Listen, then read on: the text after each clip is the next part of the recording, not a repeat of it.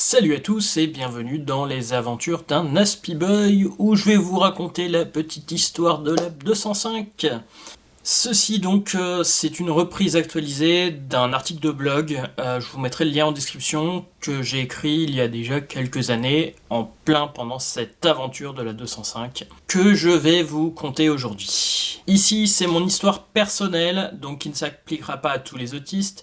Elle est aussi pas mal liée à mon histoire personnelle et mes comorbidités. Donc même s'il y a des choses qui peuvent être appliquées à pas mal de monde, c'est quand même une histoire qui est personnelle. Donc voilà, ça sert à rien de l'appliquer à tout le monde. C'est vraiment quelque chose ici, juste une histoire de vie qui m'est arrivée. Comme je le dis souvent, la technique me passionne. Comment fonctionne une cassette, vous l'avez vu sur mon autre chaîne, mais aussi comment roule une voiture quand j'étais petit, ce qu'il y a dans un moteur, etc. Même si j'avais du mal à vraiment faire de la maintenance sur une voiture, ça m'intéressait pas. Par contre, toute la partie fonctionnement mécanique, de loin, les regarder avancer et regarder comment fonctionne l'intérieur, c'était passionnant pour le jeune autiste que j'étais à l'époque. Et voir le moteur de la Renault 9 et Renault 11, et puis la 2 chevaux de mes parents, mais aussi d'autres voitures qui me faisaient rêver. Dès mes 2 ans et demi, je me souviens d'avoir eu un papier pince de la 205 GTI, mais aussi il y avait le design, la DS qui m'a toujours fait halluciner. La Diane aussi avec son espèce de 2 chevaux carrés. Les Renault 6 et 12. Donc là c'est juste que je me souviens. Alors peut-être que un autre abonné, Malin Kobe, se souvient aussi d'autres modèles qui m'intéressaient à l'époque. Je lui laisse rajouter des choses en commentaire s'il veut. Donc voilà, je m'imaginais donc à 6 ou 7 ans que j'aurais plus tard plein de voitures au fond d'un vieux garage avec plein de cassettes dedans et qu'elles puissent tous rouler pour aller prendre des photos et des vidéos. Je m'imaginais en train de me filmer dedans, prendre des photos dedans, enfin plein de choses avec ces vieilles voitures. Et ça, c'était quand j'étais pio, comme on dit en Lorraine. Et bien, à l'âge de la conduite accompagnée, c'était plus compliqué. La partie technique, ça va. Aucun souci. Dès que j'ai eu 2 leçons, les vitesses, l'accélérateur, où est-ce qu'il est, où est-ce que je place mes pieds, comment je place le siège, toutes les choses accessoires, ça va. Mais il y a un peu plus que ça. Que la partie technique, ça va. Mais ensuite, il faut gérer, déjà, il faut gérer tous ces trucs techniques en même temps. Mais en plus de ça, il y a une route qui est pas forcément droite, des roues qui sont peut-être pas bien alignées, qui fait que ça va d'un côté ou de l'autre sans qu'on lui demande, des autres voitures, des virages, des gens, et il faut analyser tout ça, tout ce qu'ils peuvent faire, où est-ce qu'ils sont, parce que j'avais du mal à pouvoir dire est-ce que le feu ou la voiture de devant est loin ou pas. Analyser aussi la vitesse où je suis par rapport aux autres voitures, et là, oula, c'est très très compliqué. Voilà, ça me fait complètement péter un câble, tout ce genre de trucs à gérer. Et là, 2 leçons pour la partie technique et 30 leçons pour qu'ils puissent me laisser partir avec mes parents en ayant toujours, je pense, une grosse appréhension. Et en effet, j'ai donné quelques frayeurs à mes parents, bien que je connaissais tous les accessoires de la voiture par cœur. La conduite, comme je vous le disais, il y a des gens, il y a plein d'autres choses à gérer que juste les accessoires, et là, compliqué. Quand j'arrivais à faire 20 minutes de conduite, donc c'est-à-dire aller de chez mes parents au lycée, c'était déjà bien. Et j'étais crevé pour toute la journée, j'avais du mal à me concentrer en cours après. Donc autant dire que pour les longs trajets, je me souviens avoir été chez ma grand-mère et après avoir mal de tête à la fin de la journée, tellement que j'étais fatigué en fait, j'arrivais pas, il y avait beaucoup trop de choses à se concentrer dessus. Et là, au bout de quasiment 5000 km, première tentative pour le permis, donc 2 ans, 5000 km. J'arrive à bien conduire les 19 premières minutes, donc là avec une très très grosse concentration. J'avais pas été en cours le matin pour pouvoir dormir, être vraiment tout ce qu'il faut. 19 minutes nickel, 100 mètres de la fin, 30 secondes, 1 minute avant la fin, il y a eu un feu rouge. Le feu rouge, où est-ce qu'il est? J'en sais rien, je ne l'ai jamais vu, je n'ai aucune idée d'avoir vu ce feu quelque part. Bref, il m'a arrêté et m'a dit, il y a un feu rouge. Où? Je sais pas. Mais le feu, il m'a arrêté et il a arrêté mon permis. 2 mois après, deuxième tentative, et là, j'avais un bac blanc qui arrivait à Meldon en plein examen, je savais plus où était ma droite de ma gauche, enfin j'ai toujours du mal, mais là je savais plus du tout, je savais plus où étaient mes pédales, enfin je faisais n'importe quoi. Bref, il m'a arrêté au milieu, il m'a fait sortir de la voiture, bon bah le permis c'est mort. Et puis finalement, eh bien 4 mois après, je repasse mon permis, et là, malgré le fait qu'en fait, 2 semaines avant, j'avais quand même eu un accident avec la Renault 11, en fait, une voiture qui a pilé devant, et le temps que je me rende compte qu'elle était proche, j'ai beau avoir écrasé la pédale de frein sur une voiture sans ABS et encore, je sais pas si ça aurait changé grand chose sur une route mouillée, bah j'ai juste tapé la voiture de devant. Bon, rien de grave, mais quand même, grosse frayeur quand même. Et bah 2 semaines après, j'ai quand même réussi à passer mon permis. Là, je pense qu'il m'a fait conduire que 15-16 minutes. Donc, je sais pas pourquoi, j'ai eu une bonne étoile ce jour-là. Mais voilà, ça se passait bien. Donc, en janvier 2004, j'avais mon permis. Je pouvais emprunter de temps en temps la renonce de mes parents. Donc là, je l'utilisais à peu près une fois par semaine pour aller à l'aïkido. Donc 20 minutes aller, 20 minutes retour. J'ai souvenir qu'il me demandait à l'aïkido si j'étais drogué ou pas. Parce que j'étais dans un tel niveau de fatigue que je pense que j'étais comme quelqu'un qui était shooté en fait, même si bah, c'était pas le cas, c'était juste la fatigue de la voiture, mais j'y arrivais, même si bon j'ai fait quelques gaffes, mais rien d'abîmé sur la voiture, personne d'abîmé. Hein. Et puis une fois, bah, j'ai voulu aller à une soirée organisée par des copains du lycée. Bon, la soirée m'a pas plu, j'ai repris la voiture rapidement après, sauf que eh ben, j'ai réussi à me perdre. Là pareil, c'était un vendredi soir, donc crevé de ma semaine de boulot, et au lieu d'être à 15 km de chez mes parents, je me suis retrouvé à 11h du soir à 60 km chez mes parents, sans téléphone, sans carte bleue pour remettre de l'essence dedans. Bon bref, une grosse crise de panique, mais heureusement il y avait encore des cabines téléphoniques à l'époque, je savais m'en servir, et ben tout est bien qui finit bien, j'ai pu rentrer à destination. Mes années étudiantes, bah pas grand chose à dire pour les 3 premières années, j'ai juste emprunté les Clio des copains. Je dis des Clio parce qu'en fait ils avaient tous des Clio, c'est les seuls qui me laissaient conduire. Et tout ce que je conduisais, c'était 5-10 km maximum. À la fin, vu que j'étais le seul qui ne buvait pas, bah, je ramenais tout le monde en fait à la CTU. Donc, rien de problématique. Je conduisais à 11h du soir quand il y avait personne sur les routes de Clermont-Ferrand. Sur des Clio, sur des routes où il y avait personne, à 30 à l'heure, aucun souci à dire, je pense pas qu'ils aient eu peur, enfin ils devaient se plaindre que j'aille pas vite, mais c'était pas un souci. Mais par contre, la première année en Écosse, donc ma première année étudiante, trajet Aberdeen-Brimar, avec le club escalade rando. Et oui, j'étais le seul à avoir plus de 3 ans de permis, donc j'étais le seul qui pouvait louer une voiture et mettre du monde dedans, sauf que c'était pas forcément une bonne idée. Vous l'avez compris, la conduite en ville, c'était pas mon fort. Il y a des gens, des feux, d'autres voitures, des rues pas larges, pas droites. J'avais jamais conduit en Écosse non plus. Sur les 100 premiers mètres, les 2 rétros, bling. Oui, j'ai réussi à péter les 2 rétros, sur les 100 premiers mètres. Bon, finalement, ils m'ont quand même laissé la voiture. Une fois arrivé en campagne, ça va, mais au bout d'une heure de conduite, je me suis retrouvé, à droite, comme en France. Je vous ai dit que 20 minutes, c'était le max pour moi, mais là, je me suis quand même fait une frayeur, puisque je me suis retrouvé avec des phares pile en face de moi. Bon, j'ai réagi assez vite, je me suis remis au bon endroit. Tout le monde dormait dans la voiture, donc j'étais le seul à me faire une frayeur. Je l'ai pas dit jusqu'ici. Je suis arrivé, tout le monde était sain et sauf. On est revenu le lendemain. J'ai pas profité de la rando tellement que j'étais fatigué. J'ai même pas pu la finir d'ailleurs. Je vais voir si quand même j'arrive à vous mettre quelques photos, parce que je pense que j'en ai quelques-unes de sympas. Je crois que j'avais emmené que le TZ1 avec moi, je pense pas avoir emmené le Cassandé.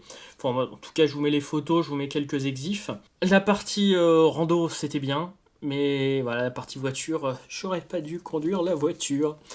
La voiture est rentrée le lendemain, il paraît qu'il y avait des pocs de partout, les enjoliveurs étaient partis. On sait pas comment. Enfin, il y avait 2 enjoliveurs un qui était plus là et l'autre qui était complètement cassé. J'avais abîmé les ailes. Je sais pas comment j'ai fait. Bref, j'ai tout abîmé sur cette voiture. Donc autant dire que l'agence de loc était pas content. Et le club rando ne m'a plus jamais laissé conduire une voiture. Et je pense que ceux qui étaient avec moi au club rando ne veulent plus que je conduise une voiture avec eux. C'est peut-être compréhensible. Et moi de mon côté, de 2008 à 2018, moi aussi je me suis fait suffisamment peur cette fois-ci et je ne me suis plus rapproché de la place de conducteur d'une voiture. Même si pas mal de frustration au Canada et en Hongrie, donc de longs voyages ou des endroits où endroits où j'ai habité, où je pouvais pas accéder à certains trucs et c'était quand même frustrant. Bon, pareil en Savoie, il y avait des endroits où ça aurait été bien avoir une voiture. On va dire qu'en Savoie, j'arrivais à me débrouiller, il y avait quand même pas mal de transports en commun, vélo, à pied, donc j'ai réussi à me débrouiller. Et fin 2018, je me trouve dans une coloc un peu de rêve, en pleine campagne, avec de quoi faire mes vidéos, pas trop cher, malgré le fait que je sois au RSA à ce moment-là, mais loin de tout. Donc ça faisait un an que je donnais des formations, j'en donnais pas beaucoup, mais quelques-unes. C'était pas rentable à ce moment-là, mais c'est pas grave, j'en donnais quelques-unes quand même. Le but c'est que ça soit rentable et que je bosse les vidéos. Donc je me trouve une 205 fourgonnette. Donc pour information, j'étais quand même à 20 km pour prendre le bus, 32 km pour la gare la plus proche et 10 km pour aller chercher du pain. Quand je vous dis que j'étais en race campagne, j'étais en race campagne. La fourgonnette 205, un peu un rêve de gosse. À 2 ans et demi, je vous avais dit, il y avait le papier peint 205 dans la voiture. Là, j'ai une 205 et en plus, je peux dormir dedans, faire un labo dedans. Bref, super motivé. On y va, je vais réussir, ça sera pas comme la première fois. Sauf que, 20 minutes, c'est tout juste de quoi aller faire mes courses à Créon. Et tout le reste, c'est plus loin. Même pour aller prendre le train, ça veut dire conduire dans Libourne, voire conduire dans Bordeaux. Donc, ouch. Puis il faut trouver une place de parking, il faut se garer. Donc, tout ça, c'est pas terrible. Mais je suis quand même motivé, je vais y arriver. Sauf que je me demande si la motivation fait tout quand même. Parce que, chez mes amis, normalement c'est 1 heure de route, je mettais plutôt 2 heures, 2 heures et demie, et j'étais complètement crevé à la fin. Donc impossible de faire l'aller-retour dans la journée, ni de bosser, ni de prendre des photos le jour où je conduisais. Mon cerveau était complètement HS à ce moment-là. Est venu quand même en décembre ma première formation à 40 km de chez moi, donc, où j'ai fait les allers-retours les 2 jours. Je sais pas comment la voiture était entière à la fin, ni moi j'étais entier, ni que j'ai pas fait de bêtises, parce que j'étais dans un état de fatigue où je me suis fait des frayeurs, j'ai fait des dérapages sans le vouloir, je me suis retrouvé de l'autre côté de la route, bref, plein de petits trucs. Mais là, rien de cassé, ni pour moi, ni pour les autres, ni pour la voiture, c'était un miracle. Je me suis dit, c'est la première fois que je fais des longs trajets. Bon, la formation s'est moyennement bien passée. J'étais complètement à l'ouest. Là, je suivais mon support de cours. Mon cerveau était juste trop fatigué. Tout simplement pour aller plus loin que ça. On me l'a reproché. Mais d'un côté, c'était un peu compréhensible vu l'état où j'étais. Je me suis dit, c'est la première. Mais la semaine d'après, je devais en avoir une autre à Pau. Alors là, cette fois-ci, je l'ai annulée. Je l'ai déplacée pour 1 mois et demi après. Et elle a quand même eu lieu 1 mois et demi après. À l'aller, le dimanche soir, le pont, ça a des piles. Et des fois, on gère mal ses virages, sa vitesse, et on se prend la pile d'un pont. Pas très grave, j'ai juste une aile cassée de la voiture. C'est quand même embêtant, quelques grosses frayeurs et bien sûr 2 fois plus de temps que ce que me mettait Google Maps. Le téléphone qui a failli passer par la fenêtre parce que quand je dis pas d'autoroute, il me dit qu'il optimise le temps en me faisant prendre l'autoroute. Comme si j'y arrivais. Et donc je suis quand même arrivé sur mon lieu d'hôtel où je me rends compte que c'est beaucoup plus loin que ce que je pensais de mon lieu de formation. Donc le lendemain, départ pour mon lieu de formation. Pour 25 km, j'ai mis 2 heures, donc arrivé avec plus d'1 heure de retard à la formation, dans un état complètement paniqué. J'ai paniqué complètement le soir au point de sortir de la voiture en plein dans un carrefour de Pau, en me mettant à crier, en disant « je laisse la voiture, je ne veux plus en entendre parler, c'est fini ». Finalement, j'ai réussi à me calmer, à revenir jusqu'à l'auberge. Le lendemain, en racontant mes périples, le responsable de l'auberge m'a emmené jusqu'à la gare et donc j'ai été en train à Pau. Et le 2e jour, ça s'est bien passé parce que j'avais pas le stress que j'avais le 1er jour. Et le 3e jour, au moment de rentrer, ça va. Pour une fois, la conduite s'est bien passée. J'ai mis 5 heures au lieu d'1 h 30 pour rentrer. Mais j'ai vraiment pris mon temps. Donc je suis arrivé pile au moment de la nuit. Alors bien sûr, les photos, je les ai prises que vous voyez circuler juste avant de partir. Et c'était d'ailleurs mes premières photos à l'iPhone.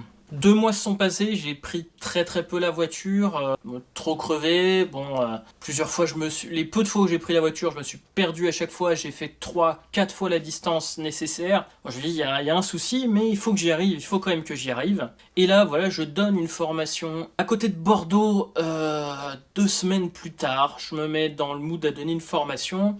J'envoie un message à la personne que je dois former qui me dit en fait c'est pas moi, je suis le responsable d'un groupe d'étudiants. Il y a 16 étudiants à former. Donc grosse panique qui se met en place en pensant qu'en plus 2 semaines après, eh bien je vais devoir les former. Ces étudiants, donc, et puis conduire, donc comment je vais faire, quel état de stress je vais être.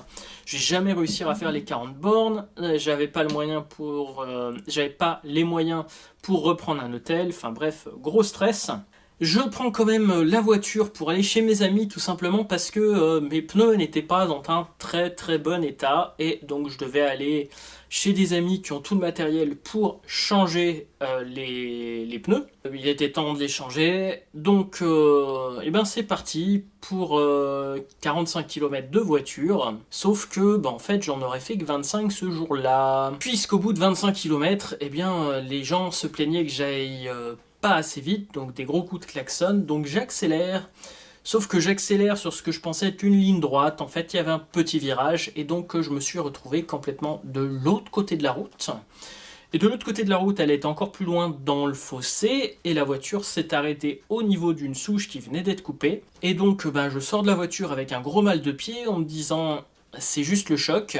Donc, je sors de la voiture, j'appelle avec du mal, je marche à cloche-pied quelques mètres puisqu'il est impossible à capter, j'arrive à contacter mes amis qui arrivent. Donc déjà j'avais le pied complètement en sang, je m'en étais pas rendu compte, j'avais juste une entorse, puis quelques égratignures. Par contre déjà mon matériel photo, j'ai cassé 3 écrans et puis je les ai quand même bien abîmés. D'ailleurs je pense que mon X3N et mon Alpha 7 ils vont me lâcher quelques mois plus tard, c'est peut-être pas sans raison. J'avais des pixels morts sur mes 2 ordinateurs portables. Ça a quand même bien cogné. Et la voiture, quand ils ont ouvert le capot pour voir le moteur, ils m'ont dit ton moteur il s'est déplacé d'une bonne dizaine de centimètres. Je pense que ta voiture, ça va être compliqué à réparer. Et puis même de toute façon, à la bouger, ça a été très compliqué à la bouger. Et puis quand un mécano l'a vu, qui est un mécano quand même passionné, il m'a dit ça dépend de la valeur que je donne à ma voiture, mais il y en a pour facilement 5-6 000 euros à la remettre en état, avec quelqu'un qui n'avait pas la manœuvre très chère, donc pour une voiture que j'avais payée 1200, elle est restée, elle a été revendue à des collectionneurs derrière pour remettre en état, puisque c'est une voiture qui est quand même assez rare. La 205 fourgonnettes, on en trouve de moins en moins, il n'y en a eu que 17 000 produites et c'est dommage, c'était une voiture qui me plaisait au départ et j'étais incapable de conduire une voiture. Et voilà comment s'arrête mon expérience avec les voitures. Qui reprendra un jour? J'en sais rien. En fait, je sais pas. Quand je me rends compte que quand je marche juste avant ou pendant une formation, je me prends des poteaux parce que je réfléchis à mes trucs, j'ai des gros soucis de concentration. Pareil en vélo. D'un autre côté, si je vais en race campagne, sans voiture, ça va être compliqué, mais avec une voiture, ça va être compliqué aussi. Donc il va falloir que je trouve une solution. J'hésite peut-être un Piaggio ou un scooter, mais comme je vous ai dit, si je me prends des poteaux à pied, ça va être comment en scooter? Je sais pas. Je sais pas et je me pose toujours la question. Peut-être réussir à trouver quelque chose où je peux tout faire en vélo, pas très loin d'une ville, mais pas en ville non plus, ou que je puisse faire mes projets. C'est un gros questionnement actuel. Et d'ailleurs, c'est assez drôle quand on parle d'autisme et de voiture. Je peux poser la question sur certains youtubeurs et quand je vois qu'un youtubeur, si j'arrive à retrouver la vidéo, je vous mettrai le lien en description, qui fait beaucoup de techniques aussi, et j'ai l'impression qu'on a beaucoup de points communs. un youtubeur anglais, eh bien, a fait une vidéo sur une Renault 21 et j'ai l'impression que voilà, il y a quand même un truc, les trains, la mécanique des voitures, les trucs qui est sur les autistes qui est quand même assez particulière. Après, les autistes qui peuvent conduire, eh bien, je sais pas trop, je sais que certains y arrivent. Quand j'avais discuté lors d'un café Asperger, la plupart n'avaient pas le permis ou avaient le permis et ne conduisaient pas parce que c'était trop compliqué pour eux.